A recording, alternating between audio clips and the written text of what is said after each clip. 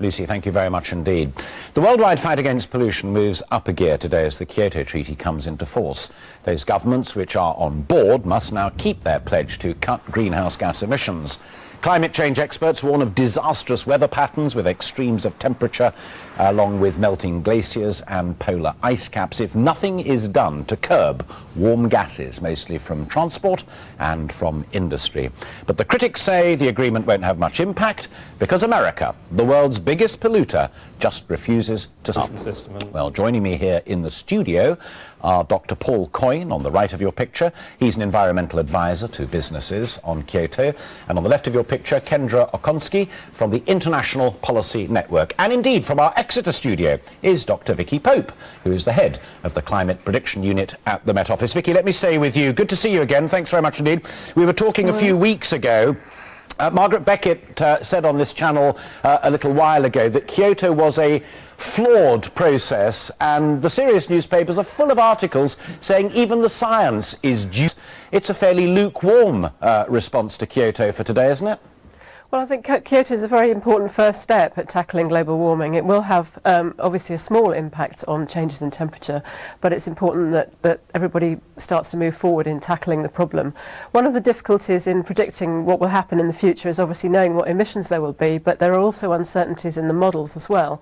But even the smallest possible changes will still potentially be significant in terms of changes in climate, both globally and locally. So a glass that is half full rather than half empty? Yes. All right. Do you go along with that, Kendra? I think I have to disagree. I do believe that she's highlighted some of the problems that I do have with constraining carbon in the world.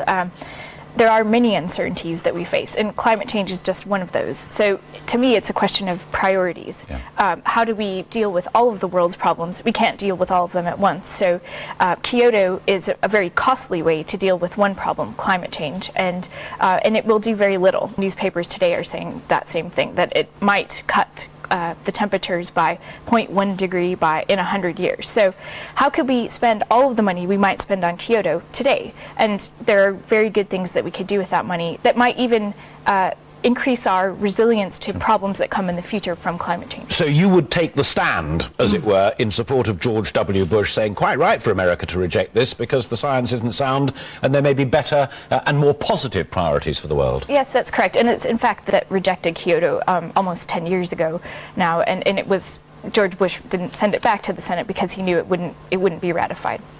Paul Toyne, you've got the impartiality and expertise of the Met Office in Exeter saying, well, you know, it's kind of halfway there, it's better than nothing. You've got Kendra from America here saying, actually, there are far greater priorities that we should be worrying about, and what have you. Are we trading here on a false premise? Well, I think the fact that there is notice is a big issue that needs to be addressed. There is no roadmap for tackling this problem. There is no political consensus. And actually, you know, as an advisor to business, business is asking me, what can we do? And, you know, it's quite clear there's a couple of things. One is to actually mitigate and reduce the emissions that you're making as a business yourself, because that makes good business sense, because you're actually saving energy and reducing your fuel bills. You just flog the emissions to somebody else to do it. Well, I'm not talking about trading in that sense, but the other point I want to make is actually we are in a certain world, and businesses need to plan. They need to be able to adapt and think about what disruption climate change and other issues, global issues, could actually have on their business. And I don't think, you know, businesses are looking ahead in that sense. All right, let me bring you back in again, Vicky, on that point that I put there, perhaps in a flippant way, but many people do feel it very, very seriously, that even if we take your half-glass full scenario, and we do get people, and many countries, ourselves included, although we may come on to the European row in a moment, who make a good effort, they can then sell the benefits of their good effort to a country that is not doing so well. So even if all of Kyoto came into force, because of carbon trading, the world could be precisely as it is today in 5 years' time. Well, I can't really comment on the sort of measures that are being made to tackle the global warming, but I think what we do have to bear in mind is that we're already committed to a certain amount of change because of the carbon dioxide that we've put into the atmosphere already. Carbon dioxide has a very long lifetime. It stays in the atmosphere 100 years.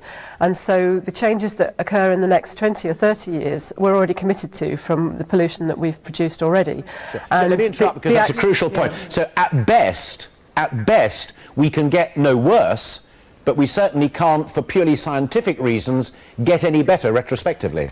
That's correct. But what we need to do, obviously, the more that we can change now, the more that we can influence things in the future.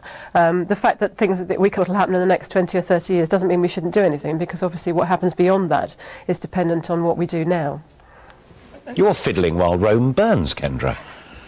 I think that the best thing that we could do is to help reduce carbon emissions if they are going to be a problem in places where it's the least costly to do so, and those places today are India and China, which are excluded from Kyoto. They have ratified. And China in 10 years' time could be the third largest economy in the entire world. They are not of Kyoto. And right now, what we need to focus on is cleaner and more efficient technologies, whatever they are. It doesn't matter whether they're renewable or not. Any cleaner, more efficient technologies in those countries is going to go a long way towards reducing our emissions in the future. I mean, some of the companies that you're dealing with and advising are, as it were, on the side of the angels. They are up for it. They do want to try and do the good thing. But as Kendra just said, China has built in the last 12 months an equivalent of coal-fired stations that's the same as our entire power generation operation here in the United Kingdom, and they're outside Kyoto. You haven't had a call from the Chinese government, have you? No, but the point here is actually thinking about British industry. What innovation, what new product development, what types of opportunities are there for Britain to actually start to export some of these technologies? So, for example, you're absolutely right, China, I think it's got 560 new coal powered power stations planned. Now, if it uses the right types of technology which reduces the amount that's emitted through that process, then that's fantastic. So there's an opportunity here for UK to sell that technology. Paul, thank you. Just bear with me, all three of you, if you'd be so kind, just for a moment.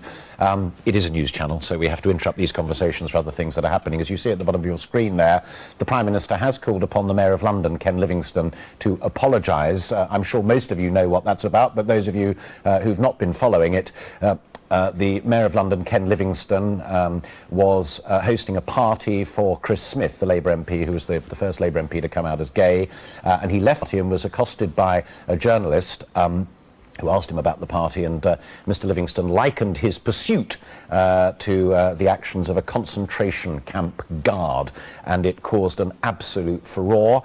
Even his deputy mayor, who's also a member of the Labour Party, called upon him to apologise. All of the Conservatives and the Greens on the London Assembly that runs London with the mayor also called upon him to apologise. He refused. It's been referred to the Commission on Good Governance, and they're looking into the matter. But this morning, very significantly, Tony Blair, Prime Minister and leader of the Labour Party, has called upon Ken Livingstone, member of the Labour Party, to apologise for those comments. We'll bring you more reaction to that as it develops. Sorry for butting in there. I want to move it on a little bit, because the other thing that I'm intrigued with, and I'll start again with Vicky, if I may, is the point that Kendra has already touched upon, and that is priorities. You're a meteorological expert and what have you, and therefore obviously climate change and all of those issues are key to you. But again, How they should react to that in response to that and other concerns that affect the world.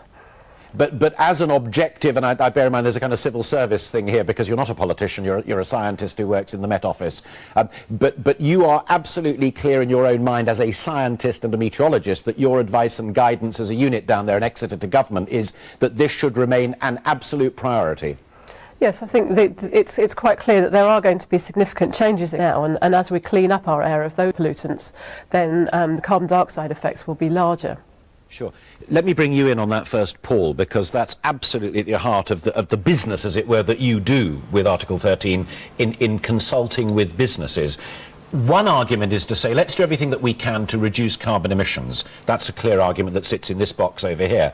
In this box is what Kendra has been talking about already this morning, and that is, okay, there's probably not a lot we can do about that, but here's alternative forms of energy, here's technologies that we can develop and we can sell to India, we can sell to China, so the world gets better and we make a bob. Yes, absolutely. That's an opportunity, and one which I guess, you need a carrot and stick approach to this. There needs to be some incentives which can be produced by government to help British industry, and indeed there needs to be, in some cases, regulation to ensure that the standards are stringent enough that business actually responds and reacts in the most appropriate way. And in addition to that, and we haven't touched upon this, is the role of the consumer. You and me, our lifestyles need to start to change and think about how we can use our energy more efficiently. But I think the point I want to make is that it was very right in saying that there are other global issues, but a lot of them are related. What is the impact of climate change going to be on world food production? Yeah. What is the relationship between climate change and water scarcity? I mean, these things are related. So it's not a choice, it's interconnected. Yes, and actually... I think the important thing here is that Kyoto is a very costly way to achieve changes in any of these problems. Reducing carbon emissions to change agricultural outputs or to stop malaria is not going to be an effective way to deal with those problems. The most effective way is to invest in those problems themselves, which I realize they're all interconnected, so we could say we're doing our best to cope with these uncertainties, and there are problems anyway today. So we're going to do the best thing we can for people around the world who are poor and who need to be wealthy and need to have development in technology in order to have a cleaner and more efficient future. Well, we'll end it there, and I think Vicky Pope has objectively, as ever, and brilliantly from Exeter, provided the scientific background to it. Thank you, Vicky. Good to see you again. And I think there's even an element of agreement between the two of you, which is good and a fine way of ending it. Paul and Kendra, very much indeed for joining us as well. Right.